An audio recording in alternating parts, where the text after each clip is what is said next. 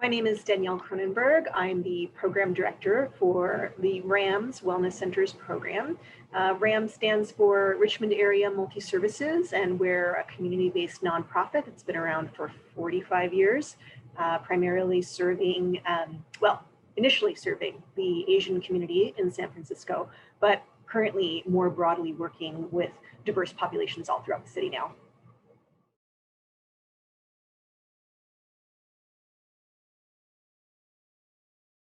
RAMS is an agency, again, serves folks all throughout the city of San Francisco. We also have one program based in Hayward in the East Bay.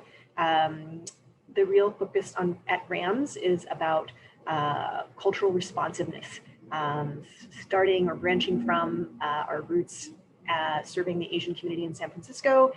We've only grown to really serve folks in different languages. I think we have 40 different languages spoken at RAMS and different cultures in all different milieus. So this particular internship is the Wellness Centers program internship, which is high school based. RAMS has another internship. This is not to be confused with that one. That is a APA accredited internship working with the severely mentally ill. This is a high school based practicum. We're working with SFUSD very closely and serving students that are enrolled in their schools.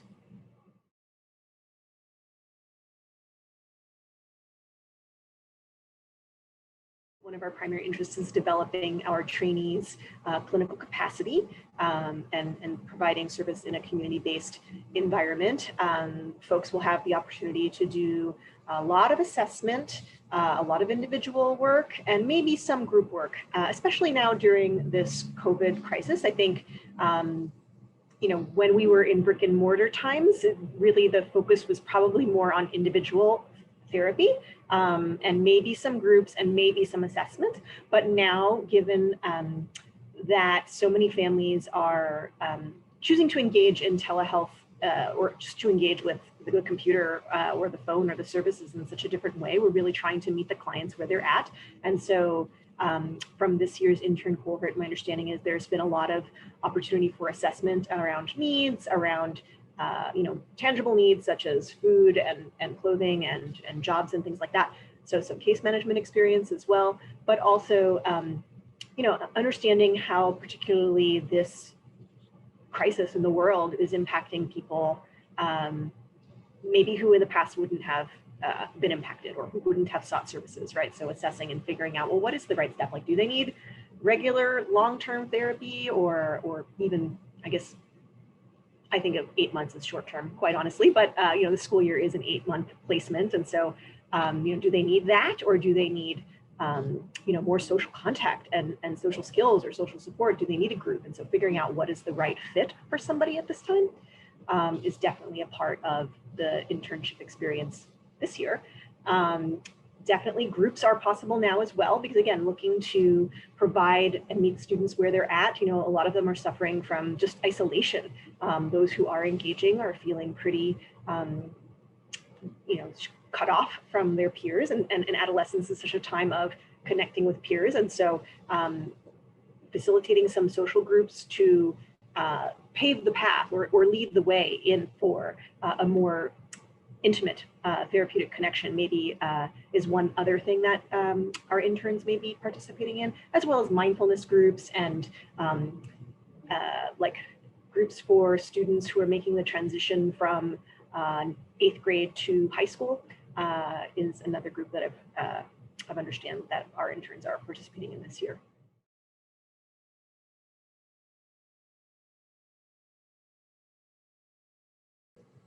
In brick and mortar and in COVID times, assessments come through the school wellness coordinator. So one of the wonderful things about working as an intern in a school-based setting is that you're never alone, and it is a team approach. So you, as an intern, would have the opportunity to develop your collaboration skills, understand what it's like to be part of a team, a multidisciplinary team with different approaches. The team includes a school social worker who's called the wellness coordinator, a school nurse, a community health outreach worker who is plays a big case management role, but in a brick and mortar space would also serve as kind of a gatekeeper, like literally at the door, like telling kids like, you should perhaps come back when you have a pass, or, oh my goodness, you're bleeding, you go see the nurse, or, oh, you're crying, go talk to the therapist, right? So here's this team that we're surrounded by, again, in brick and mortar times. At this time, everything is of course remote, and the team still does meet virtually on Zoom or Hangouts or whatever the platform is. And there are many opportunities still for people to be involved and connected with multidisciplinary teammates. And all referrals come through the wellness coordinator. So that is the school social worker who basically oversees all of the services provided, right? You as a RAMS intern would be one of many providers offering services to youth in the school. And the wellness coordinator is sort of the central hub that makes space for both literally when we are in space and also, figuratively when we are in this virtual space for whoever provides. So, as RAMS intern, you would receive your referrals from them, and you would have a lot of contact with them. So while we would be providing supervision, and I'm sure that's a question that we'll talk about, but you would also have this structure of having almost like a site supervisor, right? Someone who's always there that you can consult with, which is a real benefit for folks who are sometimes having their first experiences. It can be very nerve-wracking to be alone, and I imagine especially in one's own home at this point, if we continue with telehealth, that could be an advantage, right? Feeling like you are part of something and you always have somebody to speak with. I think another thing I want to mention about that is, and it's happening this time as well as in brick and mortar, which is that teachers make referrals as well. But the wellness coordinator will attempt to be a buffer for that. And so even though teachers may have your email address as an intern and may try to approach you, like we would provide training, of course, on like how to negotiate those kind of situations with our teacher partners. But school staff also make referrals, and those should come to the intern via the wellness coordinator. But and then many kids self-refer is the other thing, right? And during Zoom times or virtual times, the schools have set up virtual spaces for kids to convene, much like a wellness center space where like the staff are kind of hanging out, right? Just waiting for the kids to show up. And sometimes maybe they do, and sometimes they don't. And so if kids show up to this space and they're upset or they're crying, oh, can I talk to someone? Then they would create a breakout room, and a wellness staff person could talk with them. We have a RAMS staff person who would be kind of like a mentor for the intern as well. And so, there's ways that the contact happens and that the referrals get made that do mirror the brick and mortar times, but in this virtual space.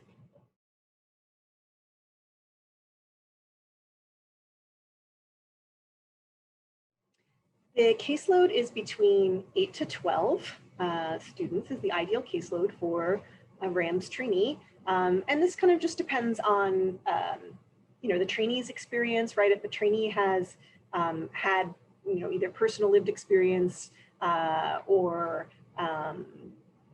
other work experience working in community mental health that, they feel more confident and they want to take on more, that is certainly possible. If the trainee, this is their very first time sitting in the room, and we have both on our team usually, right? Folks who they've never sat in the room, they've never done therapy. And for that person, again, we really want to support them to learn and to grow and to not feel overwhelmed. And so for that person, we might have closer to an 8 count caseload. Other reasons it might vary are depending on what other activities the trainee is involved with. Again, so if a trainee is involved with a group, that takes up a lot of time in terms of planning and organizing, communicating with the co-facilitator, a lot of debriefing time afterward, pre-assessment time. So things like this can alter the caseload, but roughly it's 8 to 12 students.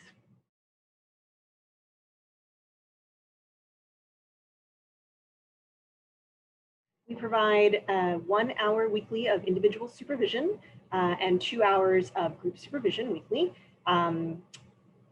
This is sort of the backbone of the support. As mentioned, the wellness coordinator is a person who, certainly the interns have a lot of contact and connection with their supervisors, but I think there's also this very developed and strong connection, almost maybe more so, or it feels that way because again, they're really working hand in hand with this team at SFUSD, who are often licensed staff.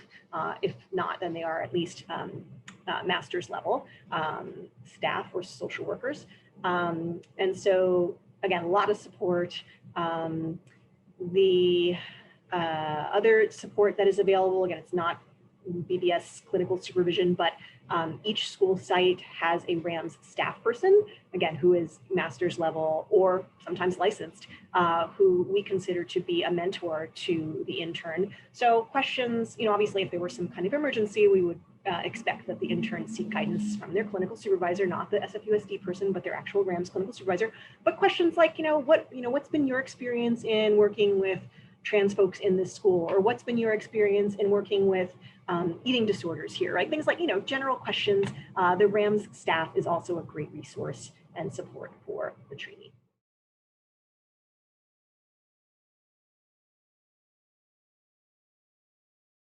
So there is a pretty lengthy orientation period at the start.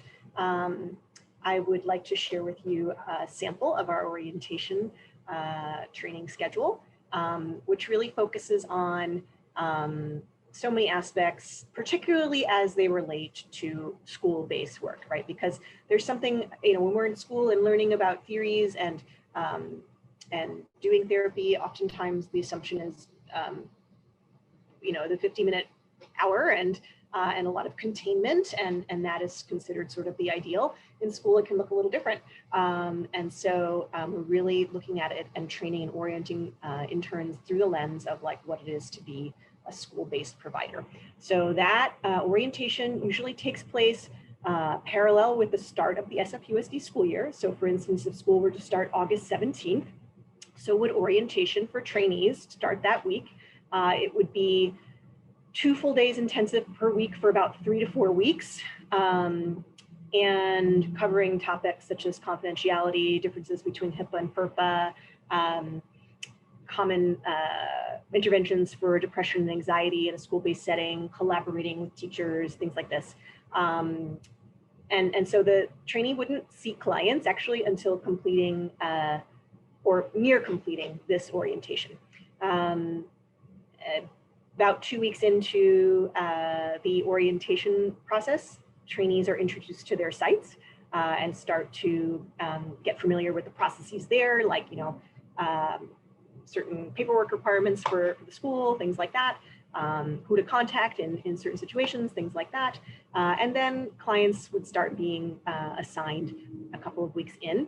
And the orientation part finishes. And then we have just once weekly training on Fridays. So Fridays is a mandatory day for any intern. 9 a.m. to 11 is generally our training period. We have weekly 2-hour trainings, various topics. Again, today we had a training on working with immigrant youth in the high school setting. A couple weeks ago, we had consultation and collateral work with teachers. A couple weeks from now, we're going to have engaging families within the school system. And so again, all through the lens of what it is to be a school-based clinician. Also on Fridays generally has been our group supervision. So training in the morning, lunch break, group supervision. So Fridays is the one required day. The rest of the schedule is up to the trainee and their class schedule and or other obligations they may have.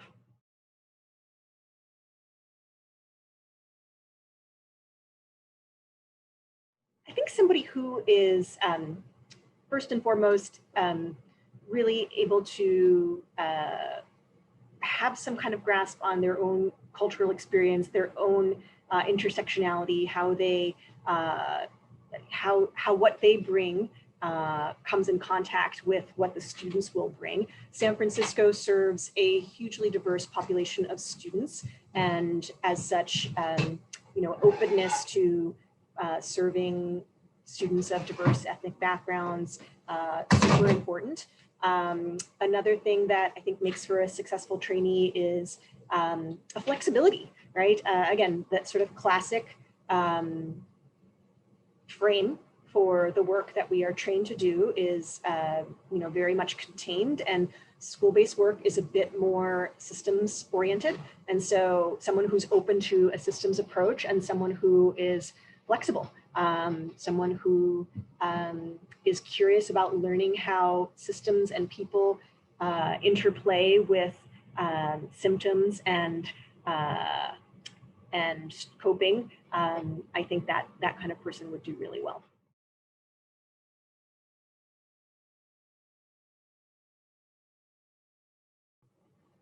There's a lot of cooks in the kitchen in school-based work, or it can feel that way, right? As you're learning.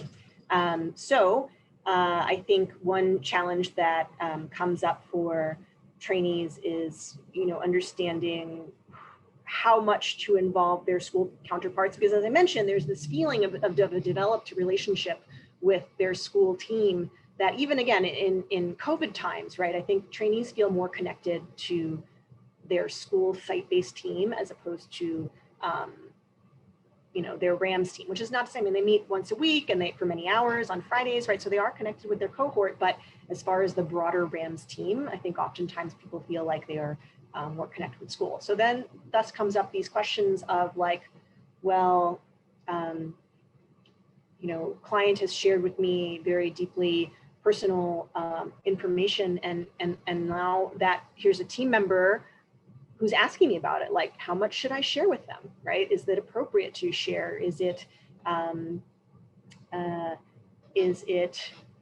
serve my client to share? And so this is a challenge, but I think it's one that is learnable, right? These are things that are skills that can be developed and taught. And so if someone, again, is open to learning that, I think it is less of a deal breaker, I would think, and just more of a nuance of the work.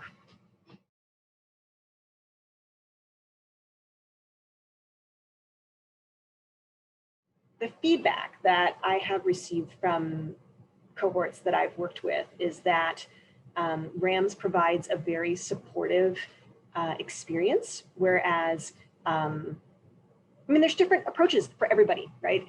Some people would rather be thrown in and just like, okay, hit the ground running. And at this point in shelter in place, it's certainly been more of a slow build. But along those lines, we really allow and create a space for our trainees to think about, themselves and who they want to be as providers, who their identities are, how they want to develop, explorations for future. We provide a lot of, again, training and pre-orientation before connecting with the client. So people feel very supported. I think people also do feel supported by their group, right? Their sort of cohort. And I think there's, as I understand it, maybe some other experiences where folks won't come into contact with others in their learning, like at their peer level as much. And so I think just being able to bounce ideas off of their peers has been a really valuable part of the experience from the feedback I've received.